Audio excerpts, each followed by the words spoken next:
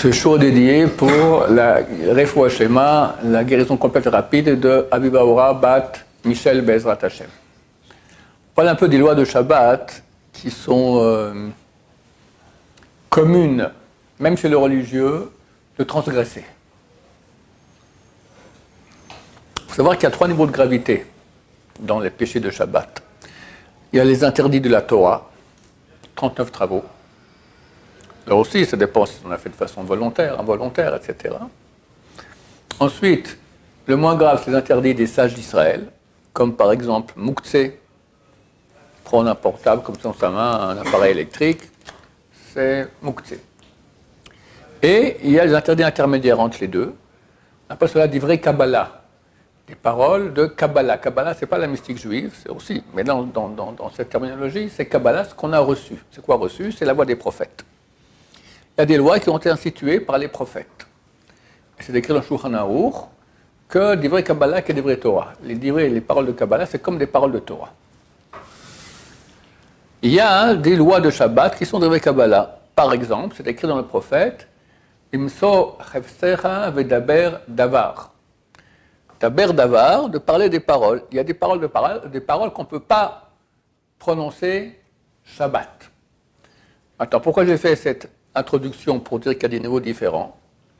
Quelqu'un maintenant, il prend, comme ça, quelqu'un il prend dans sa main un billet de $100. Il parle en Israël, on va dire en français, 100 €. D'accord? Shabbat, Leister, tu tiens de l'argent, Shabbat. Bon, c'est bien, effectivement, c'est interdit. Mais quel interdit a été fait? C'est des Rabbanan, Mouktsé. Des Rabbanan, c'est des sages d'Israël. Par contre, je dis demain, je pars pour Paris. A priori, il n'y a rien de grave là-dedans. Tu as transgressé l'interdit d'ivrei Kabbalah, beaucoup plus grave. Daber davar. La loi, c'est quoi? Toute chose qu'on ne peut pas faire pendant Shabbat, on n'a pas le droit de dire qu'on va la faire. Qu'on l'a faite, on peut dire, hier je suis venu de Paris, pas de problème, tu peux le dire. Tu as un copain qui vient, elle est belle ta maison, comment tu l'as achetée? Tu peux dire. Mais si tu dis, quelqu'un maintenant, tu veux acheter une maison, tu veux te renseigner Shabbat, combien elle coûte? Interdit. Interdit.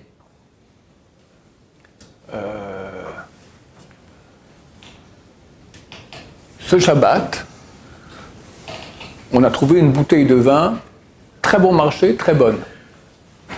39 shekels, 90. Mon gendre est là, et une personne dit « ouais, elle est super bonne, et elle coûte 39 pommes. » Façon de parler, à la place de dire shekel, c'est pommes. Moi, j'ai dit à cette personne, c'est interdit. Je parlais avec mon rab à l'époque, on ne peut pas remplacer maintenant le mot shekel par pomme. Parce que comme 39 pommes, tu dis 39 shekels. Le fait que tu as dit pomme ou à la place de shekel, ça ne change rien, on sait très bien de quoi tu parles. Quand tu dis ça à la personne, alors si tu dis tu l'as acheté pour 39 shekels, puis il n'y a pas d'incidence dans le futur, il n'y a pas de problème. Mais le type qui a entendu ça, c'était pour qu'il aille lui aussi acheter, il a beaucoup aimé. En plus, ça coûte que 39 shekels, vas-y, d'accord. Interdit. Je pense que c'est interdit. Quelqu'un qui dit demain je vais à Tel Aviv et à Jérusalem, permis ou interdit? Permis. Parce que c'est vrai que c'est très rare que des gens aillent à pied à Tel Aviv.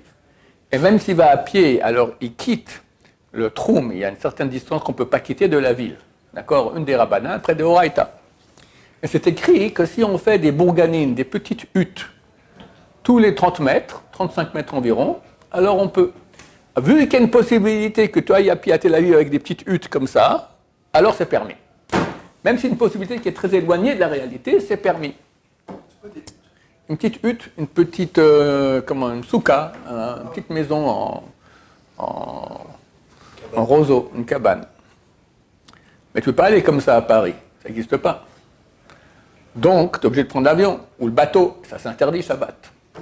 Le danger le plus grand, c'est quand tu es marié et tu as invité ton copain avec sa femme. Et ta femme amène le plat qu'elle a fait. Bien sûr, c'est la fierté de la femme, d'accord? Et l'invité, bien que c'est absolument dégueulasse, il dit, qu'est-ce que c'est bon, fantastique. Mais comment vous faites ça? C'est très très simple. Vous prenez les oignons, vous les coupez en en petits morceaux, interdit de faire ça Shabbat. Après, vous faites revenir dans l'huile, interdit de faire ça Shabbat. Après, vous faites cuire la viande pendant une demi-heure, interdit de faire ça Shabbat. Chaque partie de la recette, c'est une interdiction. Pire que de tenir 100 € dans la main. Et je vous dis, c'est très, très, très courant que les gens transgressent cela.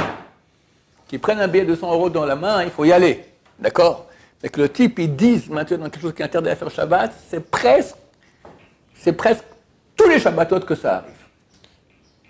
Et les gens ne s'en rendent même pas compte parce qu'ils ne savent même pas que c'est interdit, et c'est beaucoup plus grave qu'un interdit de Mouktsé. Donc faire très, très attention à cela. Il faut expliquer et répéter cela, et ici aussi à l'Yeshiva, ça ne veut pas de le dire, chaque Shabbat pour que les gens fassent attention, parce qu'ils ne se rendent pas compte. Et c'est transgresser le Shabbat. Oui. Quand vous avez fait cette salade, il dit ouais, des concombres, des tomates.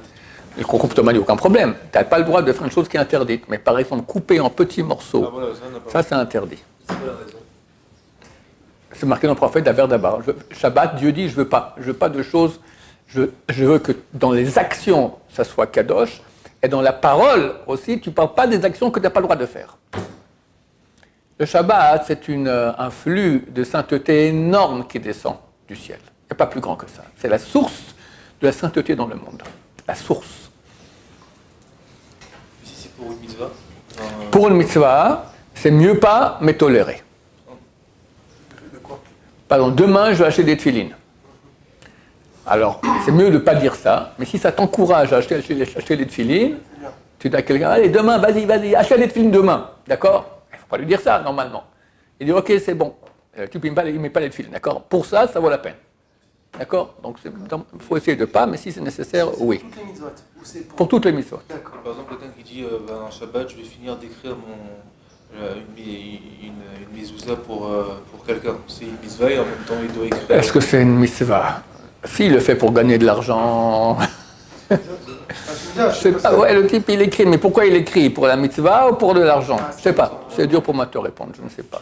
Et si c'est vraiment... Mais si ça l'encourage à faire cette chose-là et ça va être utile pour quelqu'un, oui. Même s'il dit j'ai écrit. Ça va encourager, si ça l'encourage dans ce sens. Demain, oui, il faut absolument que demain je finisse ma mezouza. Bah, ça c'est bon. Voilà, alors que Dieu nous aide à bien garder le Shabbat. Et bien évidemment, on parlera d'autres choses dans le futur qui seront aussi très courantes. Baruch Adonai, la Olam, Amen, Amen.